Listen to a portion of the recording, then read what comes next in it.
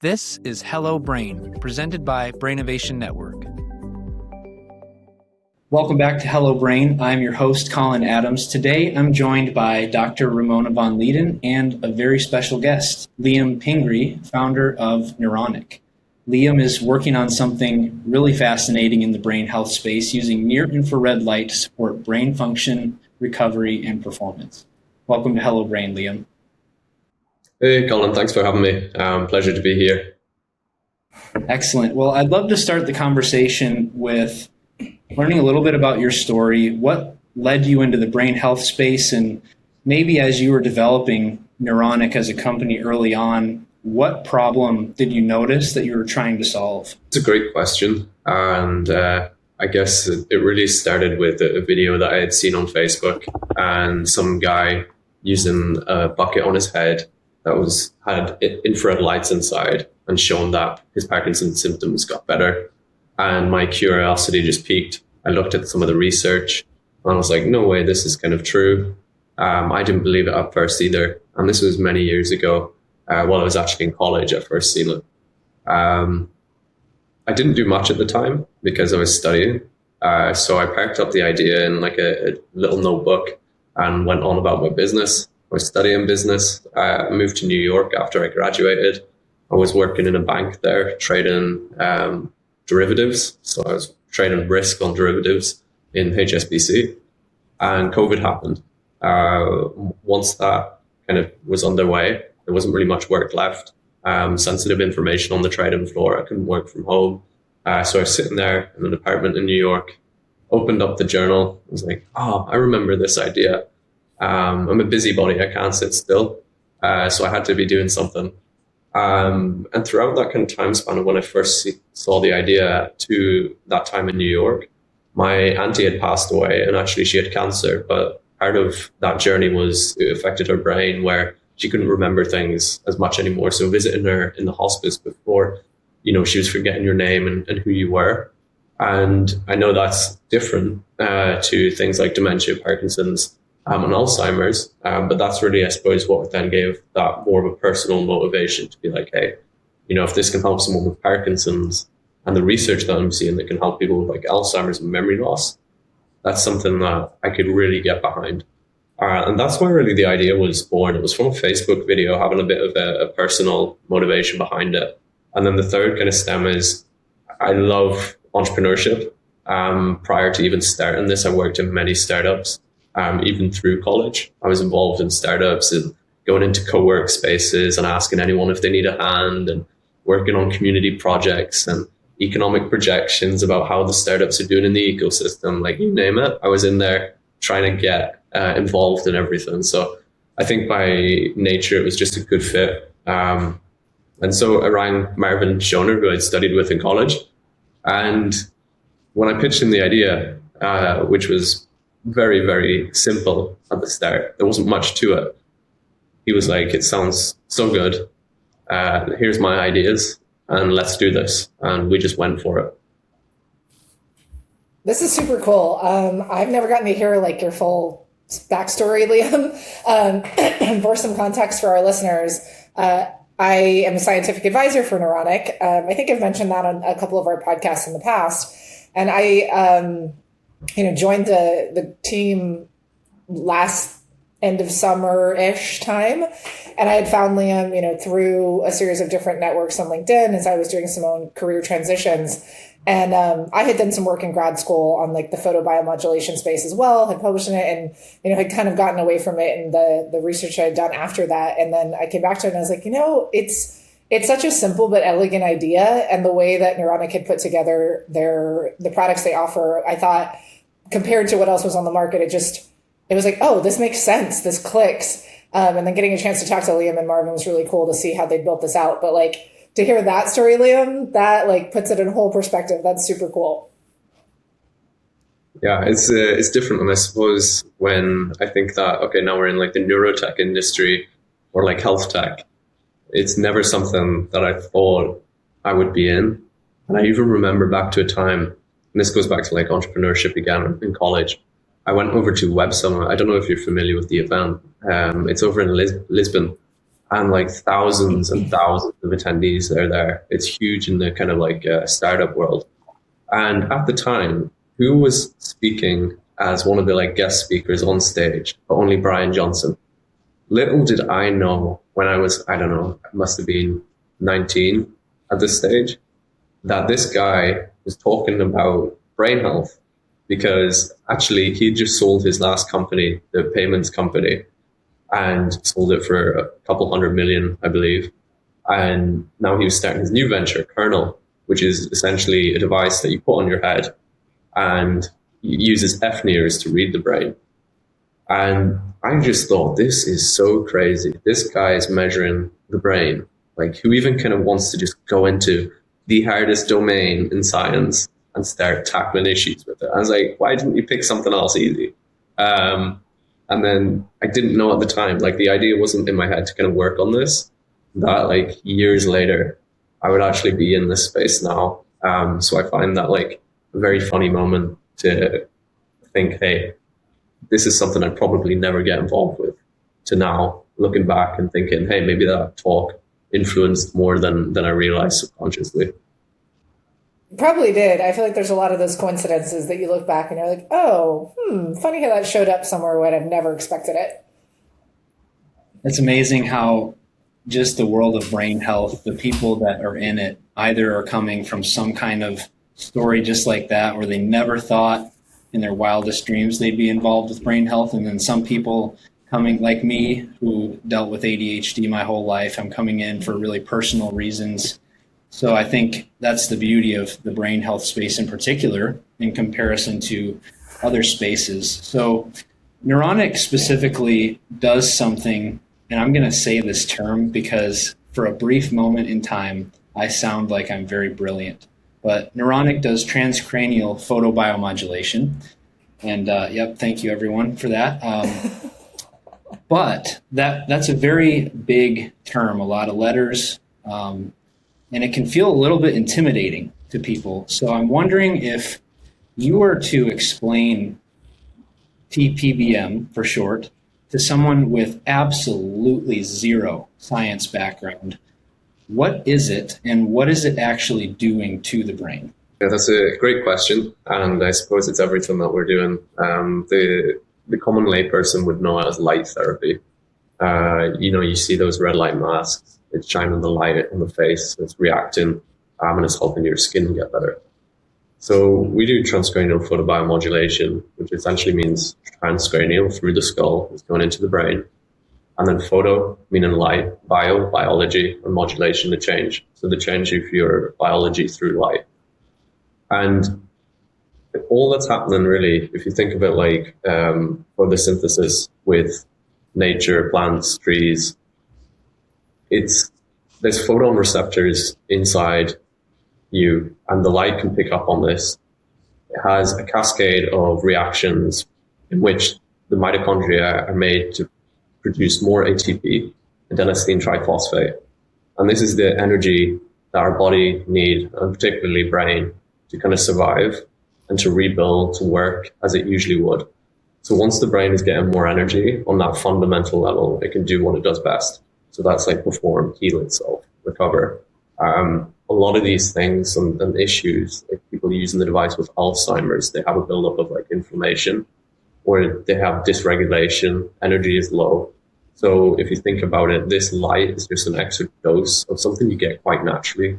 Half of the sun's light is actually near infrared. So we're just given an extra dose to kind of kickstart, and in some cases, get an optimal performance with the light therapy. One thing to maybe note as well is the masks I was talking about earlier with the red light that you can see is usually about 600 to like 800 nanometers in wavelength, which means it's a shorter wavelength of light. If you were to see a graph, like it would look like this. If you see a graph of 1070, which is the wavelength we use, I'm maybe getting technical here, but it actually has a longer wavelength, but it's near infrared, meaning you can't see it with the visible human eye. So when the light is on, you won't actually notice. But why we chose this wavelength is there was a study done where they actually shown different lights and they've seen the different results. and that the 1070 could penetrate deeper and have longer sustained effect. And that was one of many reasons why we went that way.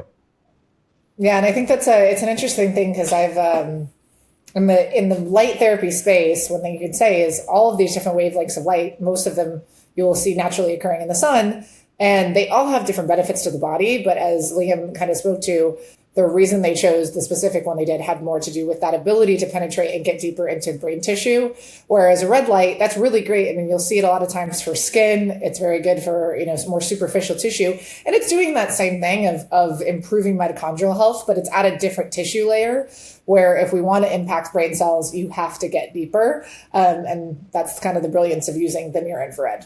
Yeah. And I used it for a stretch of 3 months before loaning it to my dad to start using. And I just remember that for me, the morning is a tough time because my brain already has, with ADHD, an exceptionally high amount of like theta brainwave activity. So very slow moving brainwave activity. And I would usually use caffeine, like coffee, or some kind of a stimulant to really get my brain going in the morning. And I would have different side effects from that, like coffee kind of makes my stomach not feel good, and other stimulants can come with those similar side effects. But what I really appreciated when I was using Neuronic were two things.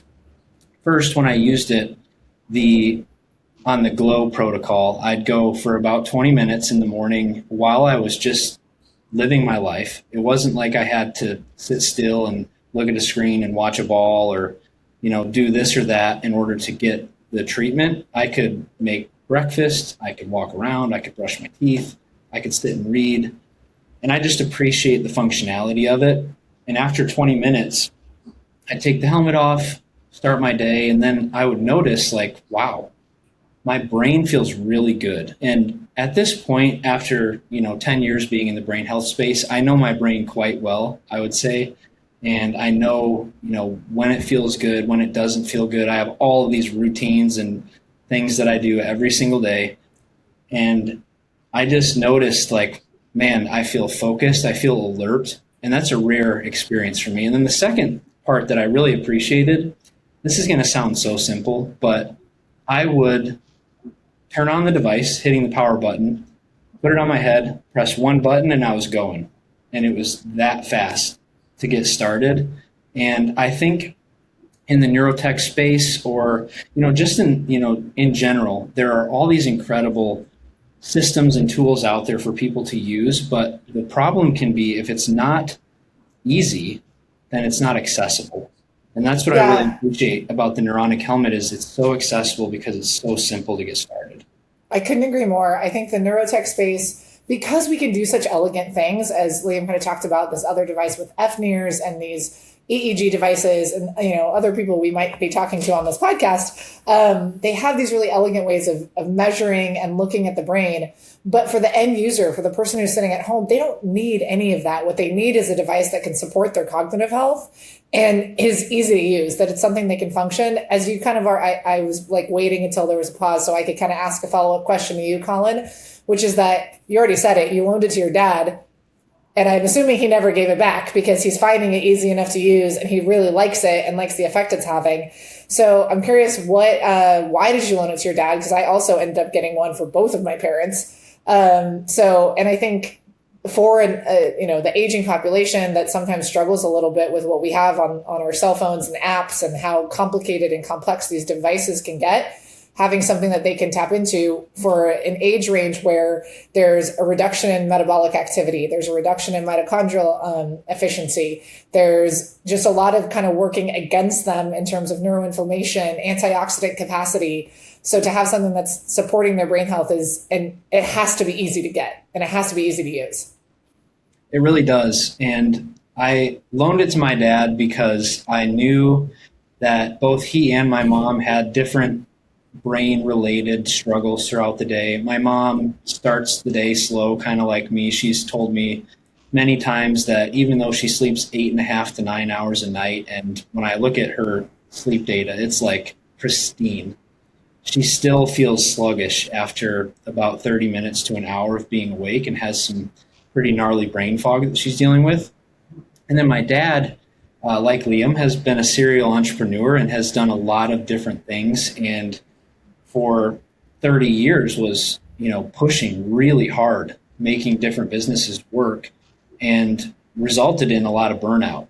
And he's done the full gambit of tests and personalized routines and testing to find out what's going on with his health profile. But specifically sleep has always been his big issue, and even further, deep sleep, because his brain would be so wound up at the end of the day from all the work he'd done all day long that he wouldn't be able to fall asleep quickly. And as we talked about in our sleep recording, a lot of that deep sleep, or that really restorative physical sleep that we're getting, happens in that first part of the night.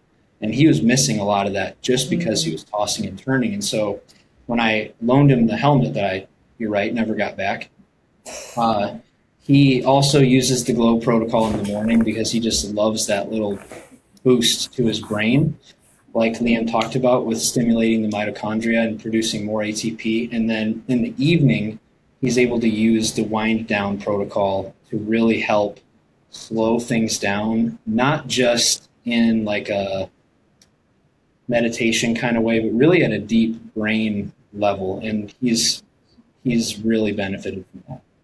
Yeah, and I'd love we can talk about that a little bit in terms of, you've alluded to it, there's different protocols on the device, but this can be a really good topic to talk about in terms of helping people understand the benefits with light therapy.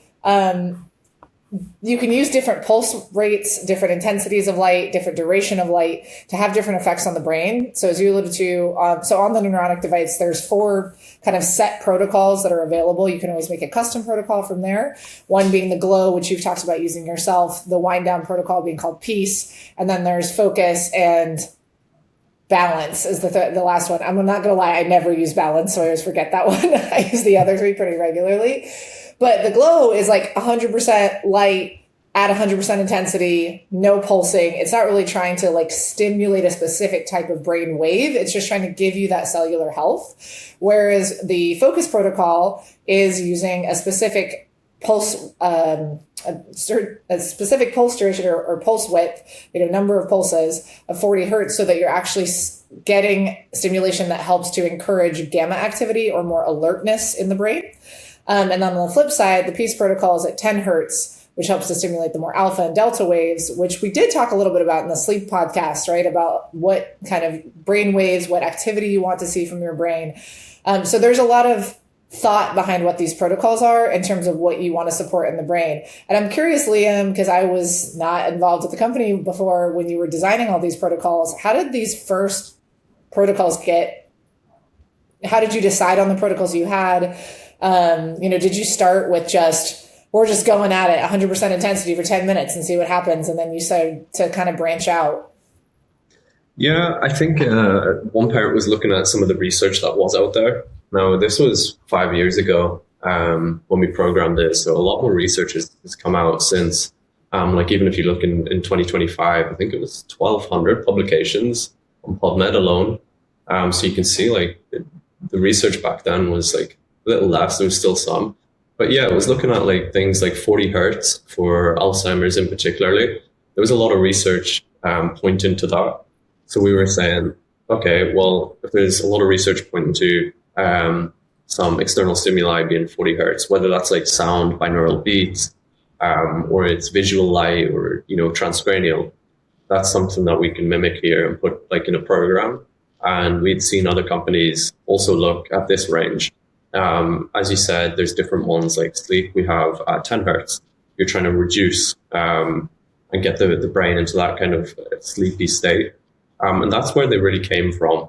We have less intensity with the sleep program because it's supposed to be more of a subtle thing. The last thing you want to do is charge up your brain and, you're in bed and your eyes are wide open. You can't sleep. So the idea was to reduce the intensity there. And then for Glow, the idea was, hey, let's put full charge, full, photonic dose into the program. And I suppose the only conflicting bit in the research is some people suggest you get more dose through having breaks in the program, the millisecond breaks in between. than actually just full intensity. But I think we need to have like further research on that. And I know after we released these programs, one of the programs that was used in a study on brain fog was actually glow. But instead of for like 10 minutes, it was 14 minutes. So it was just extended. And all the patients in that study actually reported better outcomes. So for me, I like the glow program. It's what I've seen the most results with personally. I used to use focus a lot, but now I'm more of a glow person.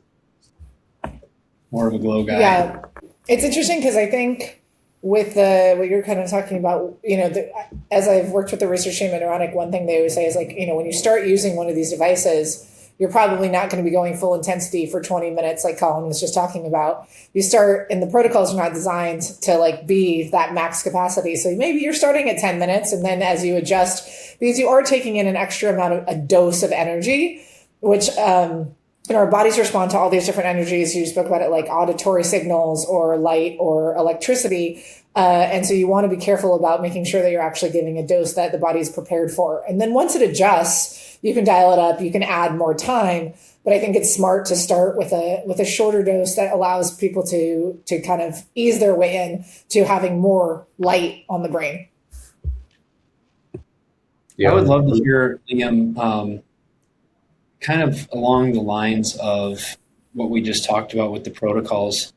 I am a big fan of using multiple devices. I mean, even right now, as I look around this room I'm in, I've got like 6 neurotech devices surrounding me. And I know that you guys have had a lot of success in different ways of supporting things like neurofeedback, which I know well, or even the results of doing a neuronic and then some kind of cognitive assessment, and then seeing kind of the result of the pre and post. I'd love to hear a little bit more about that. Yeah, great question. I think that's the beauty of light therapy. It's minimally invasive, like non-invasive. So it can be paired with so many other modalities. You're putting this helmet on your head.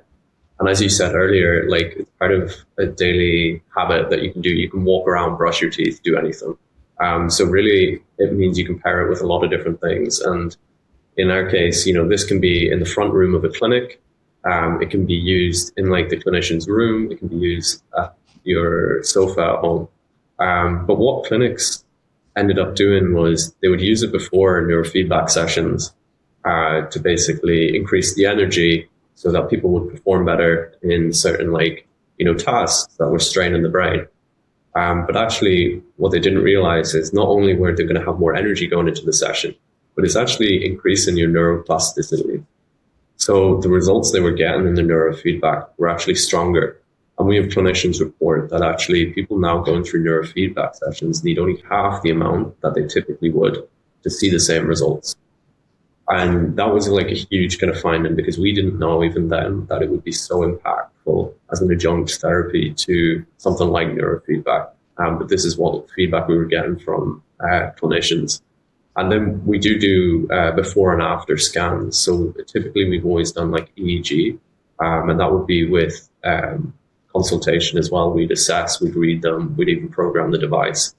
But a lot of clinicians would do like an EEG, and then 3 months after they would do another one, and we can see baseline and then report 3 months later, and you can see the difference. Other tools we've used is the NeuroCatch device. And this one to me is very exciting because it only takes, a couple of minutes to do the scan, and then you can do a protocol with the Neuronic device, and then you can do like an after scan in another few minutes. And so within like half an hour, you have a full kind of assessment of like baseline, program, and then after results.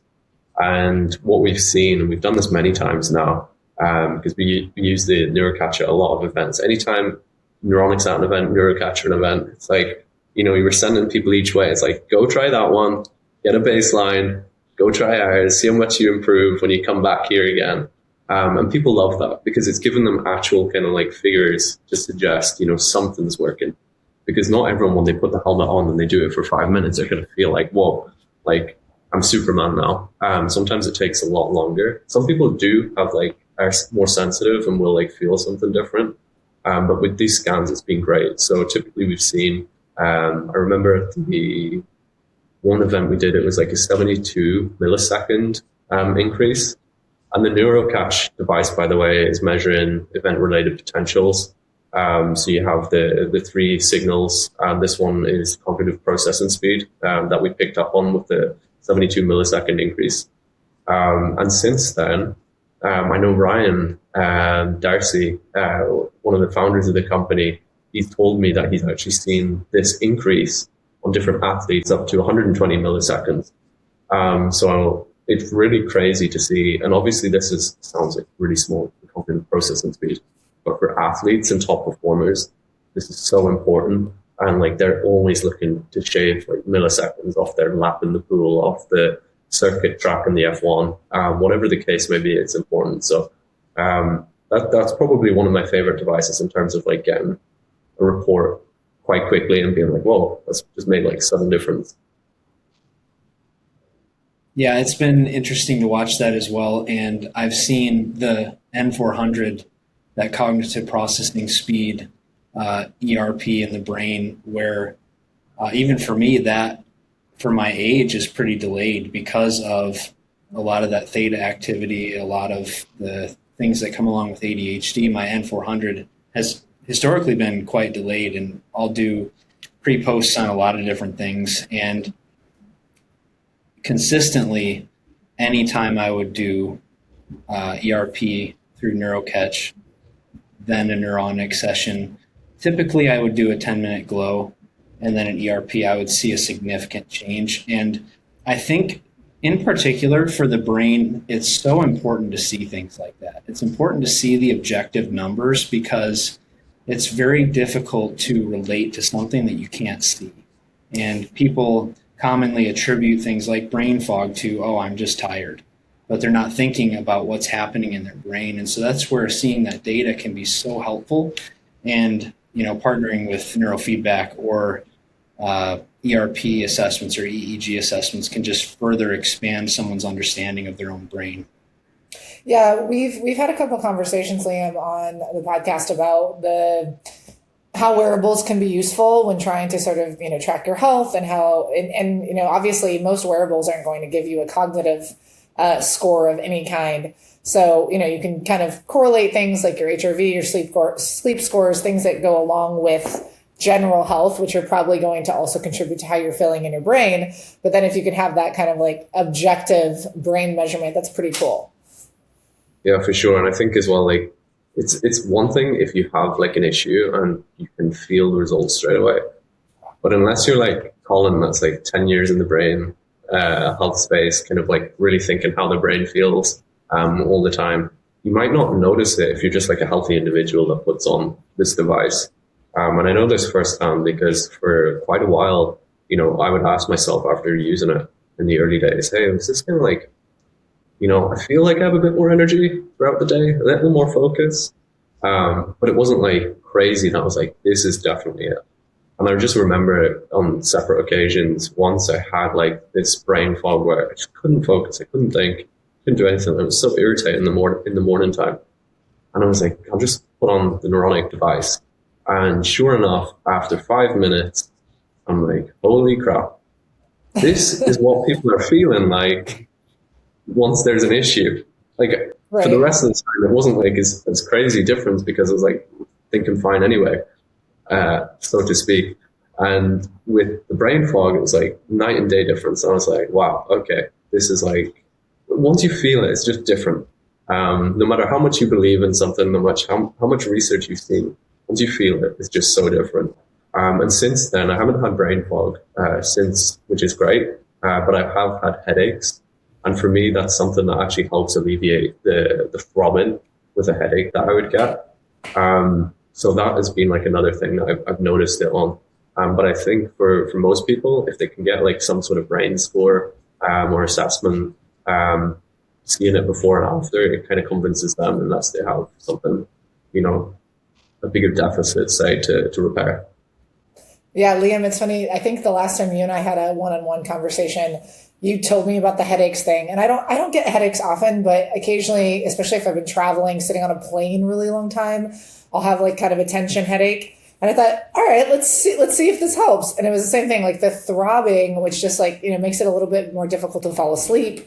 You're just kind of like, oh, my head hurts.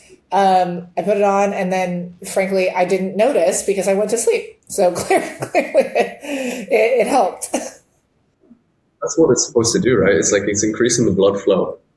So it's like trying to get everything back to kind of baseline and more oxygenation. Definitely helps if you drink a big glass of water as well beforehand. But yeah, it seems to just disappear, and then after that. I feel like my brain doesn't work hard enough to have a headache, but the ways that I've used it, it's been super helpful to my experience, where I'm more on the too slow, need to pick things up. Collin, you undersell yourself. I think you work plenty hard. You put together great outlines for our podcasts. Hey, that's true. We do have to have a plan when we come on here, and that's super important.